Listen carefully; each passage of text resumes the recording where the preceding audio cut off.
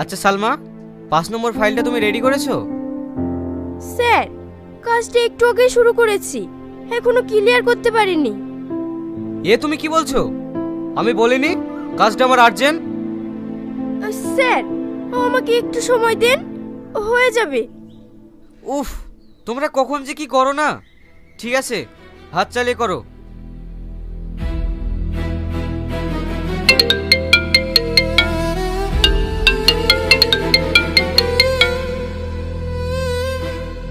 Hello, কে বলছেন? আমি শাহিন সাহেবের ওয়াইফ বলছি। ও মিসেস, বলুন ম্যাডাম। ওনাকে একটু ফোনটা দিন না।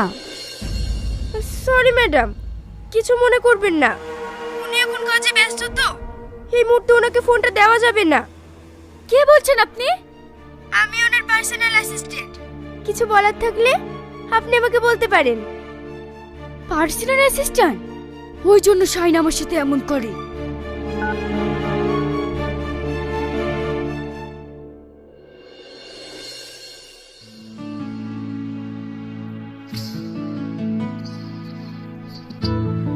অফিসে তুমি এমন ব্যস্ত থাকো, ফোনটা ধরার সময় পাও না। বাড়িতে যে একটা মানুষ আছে সেটা পর্যন্ত ভুলে গেছো। আমি অফিসে ঘুমাতে যাই না, কাজ করতে যাই। সব সময় তোমার সাথে ফোনে গল্প করলে চলবে? তা পারবে কেন? তোমার কি গল্প করার লোকের অভাব আছে নাকি? কি বলতে চাইছো তুমি? আমি যেটা বলতে চাচ্ছি সেটা তুমি ভালো করে বুঝতে পারছো। এই, তোরা সবসময় কি নিয়ে ঝামেলা করিস বলতো? মা, অফিসে সারাদিন কাজ করার পর বাড়িতে এসে আবার কিটকিটানি, আমার একদম ভালো লাগে না। তুই জানিস শ্রাবণের সারাদিন কিছু খাইনি। খাইনি কেন? কি হয়েছে ওর? কি হয়েছে তোরা জানিস? ওসব ঝামেলা বাদ দে, চোখাই লিগা।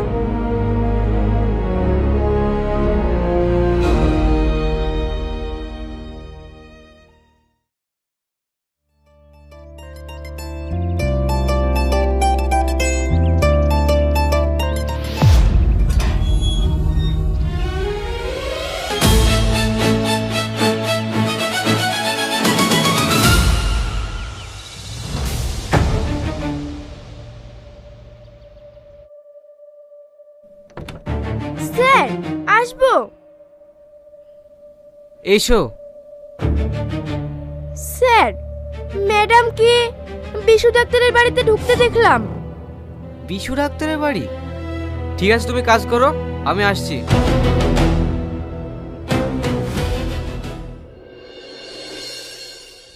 কিরে, শরীরের অবস্থা কি করছিস? কি আর বলবো বল, সাংসারিক চাপে থাকি তো তাই। সে তোকে দেখেই বুঝতে পারছি। ঠিক মতো খাওয়া দাওয়া করিস না নিশ্চয়ই? না না, তেমন কিছু না, আমি একটু মানসিক চাপে আছি তো তাই। দাদা বাবু, আপনার চা। ঠিক আছে, রাখ।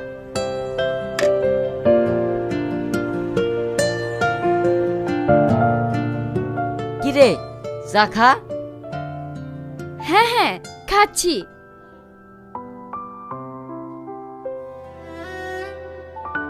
কি যেন একটা বলবো বলছিলি?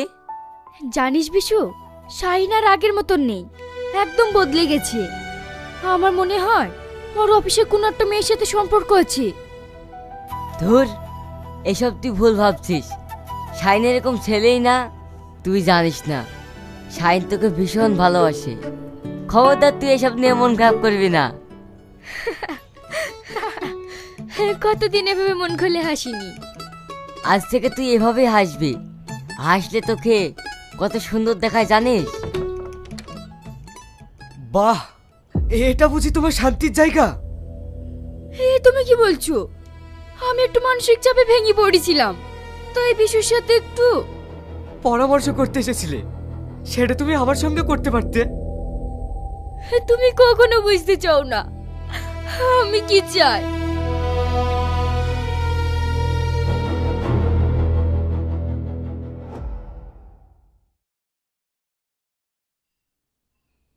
কি হলো? এসব তুমি কি করছো? আমি তোমার বাড়িতে আর এক মুহূর্ত থাকবো না, আমি এক্ষুনি চলে যাব। থাকবে না মানে? কোথায় যাবে? তা জেনে তোমার কি লাভ? যে দিকে আমার দু চোখ যাবে আমি সেই দিকে যাব। মিথ্যে কথা বলছো কেন?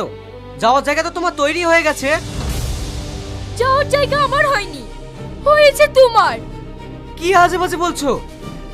হ্যাঁ আমি ঠিকই বলছি, তুমি তোমার পার্সোনাল অ্যাসিস্ট্যান্ট নিয়েই থাকো গা। যাচ্ছ যাও, তাতে আমার কোনো আপত্তি নেই, কিন্তু যাওয়ার আগে ডিভোর্স পেপারে সই করে তারপরে যাবে। এই তোর এসব কি লাগালি? কি করছিস বলতো? মা তুমি থাকো, আমি এগুলো সব ক্লিয়ার করে আসছি। শাহিন, তুই কিন্তু ভুল করছিস। না আব্বা, আমি কোনো ভুল করছি না। ভুল তো আমি অনেক আগেই করে ফেলেছি, আর আজ সেটা ঠিক করতে যাচ্ছি।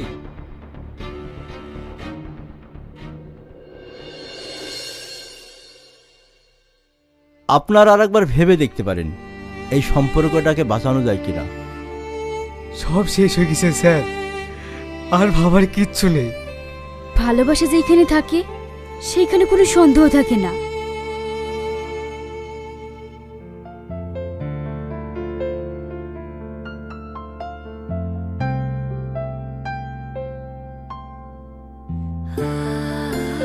এখানে দুজনে সই করে দিন।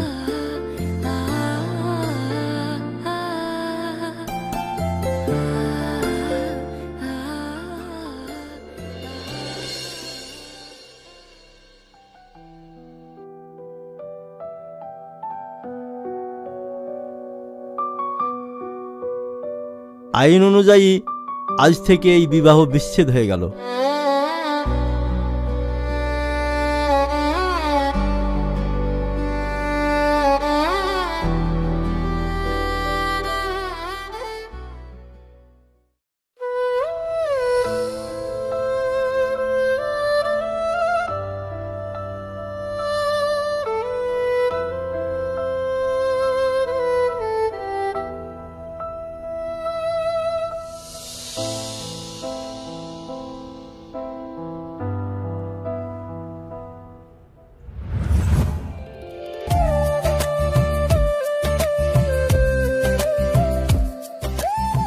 আচ্ছা শাহিন, ওই আকাশে চাঁদটা দেখেছো? কত সুন্দর দেখতে। সুন্দর, তবে তোমার চেয়ে নয়। কি যে বলো তুমি।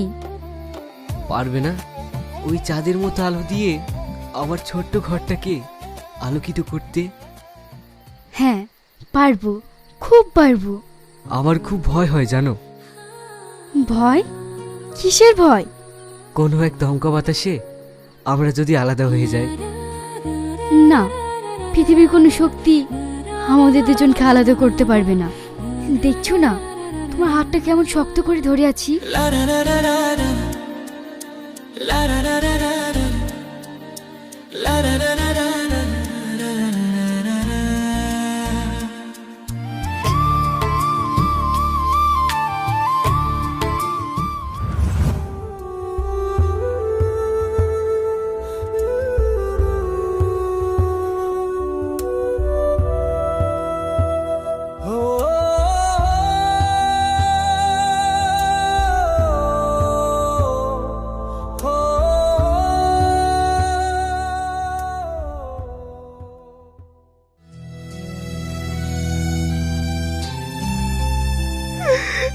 আমি ভাবতেও পারিনি তুমি আমাকে এইভাবে ছেড়ে চলে যাবে।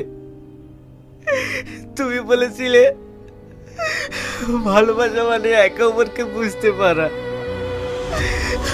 আমি তোমাকে বুঝতে পারিনি শ্রাবণী, আমি তোমাকে বুঝতে পারিনি।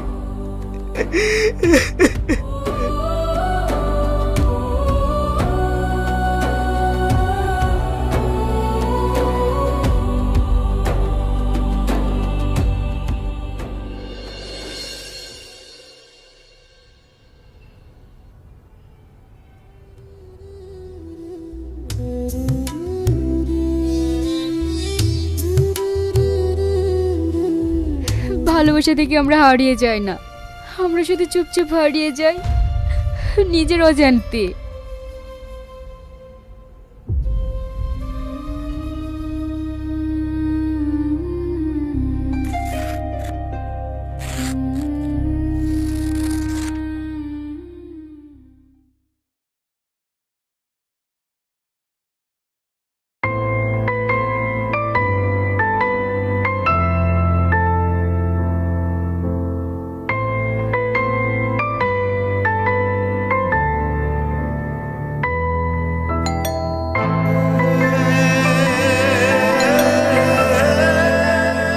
শাহিন, শুনতে পাচ্ছিস না? দেখ কে এসেছে। হ্যাঁ মা, দেখছি।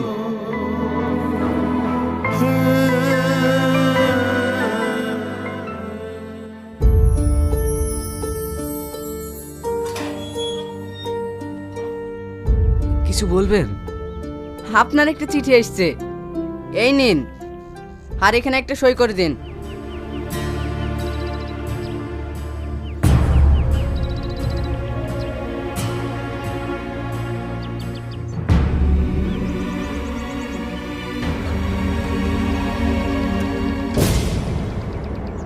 শাহিন, আমি এখন শান্তিতে আছি।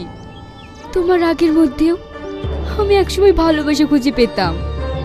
আজও বৃষ্টি পড়লে মনে হয় তুমি জানালার পাশে বসে আছো।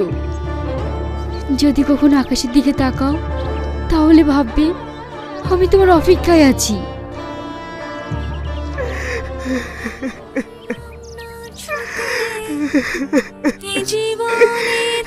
ভালোবাসা থেকে যায়, শুধু হারিয়ে যায় ভালোবাসার